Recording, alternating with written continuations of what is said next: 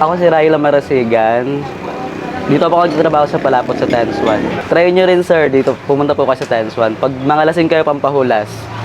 Sino pong karamihan ng festival ka po? Pag may pasok, estudyante syempre. Tapos pagka bago magmadaling araw yung mga laseng na gusto po magpahulas. Kahit walang timpla, kahit pwede na po siyang kainin. Yung palapot kasi namin sir is pure beef. Beef pares talaga siya.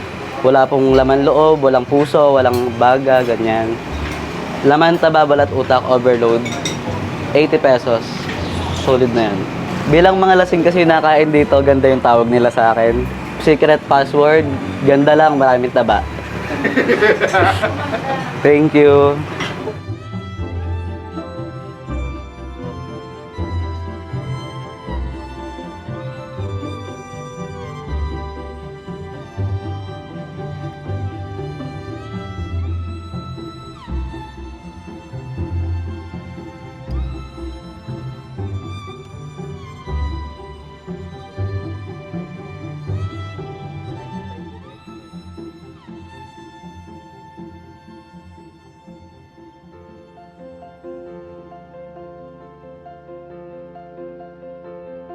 Ako po si Dada, pangalan Billy J.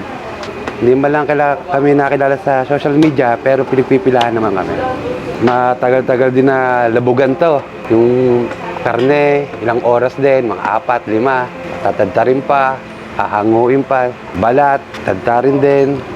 Mga proseso, hindi rin basta-basta.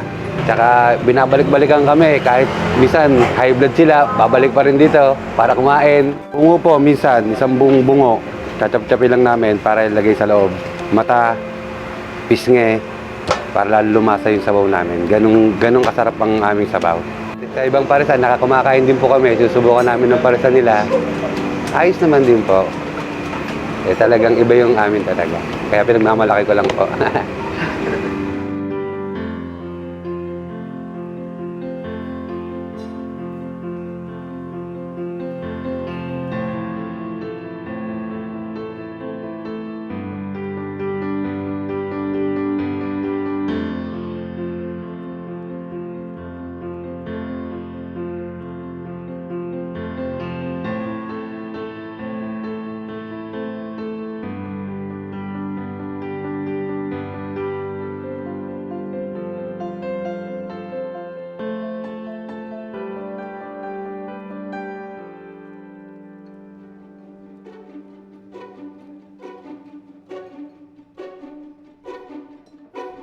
Ako po si Manuel Marasigan, may-ari ng Palapot sa Tense 1. Nagsimula po itong Palapot sa Tense 1 noong October 18, 2016. Ang recipe po ito ay galing sa aking magulang, sa tatay ko po na si Ani Marasigan po. And dati po, maliit lang po itong tindahan na to hanggang sa napagawa po namin ito at tinangkilik na ito ng mga tao. Na-inspire po kami sa mga suki po namin dati sa iba't ibang lugar po tulad sa Tunasan, Santo Niño, dito po sa poblasyon. Kami po yung nagdadala ng karin sa kanila. Hanggang sa maisipan po ng tatay ko na gumawa po ng sariling luto at natikman po ng mga tao at dinarayo na po ito. Kaya po araw-araw kami kumakayod dahil po gusto po naming pasuklian yung pagod ng mga magulang po. Dati po sila po yung nagtitinda rito. Ngayon po binigay na po sa amin ng aming mga magulang. Sa amin pong magkapatid po. Para kami na po yung magtuloy. Mahirap po. Sa totoong buhay, mahirap po. Nakakapagod pero maganda naman po.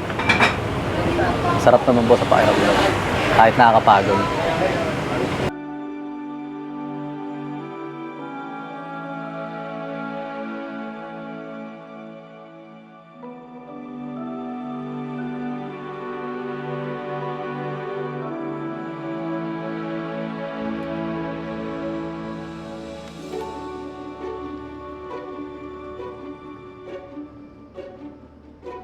Hindi man po kami pinupuntahan ng food vlogger at hindi po naman po kaming sikat sa social media.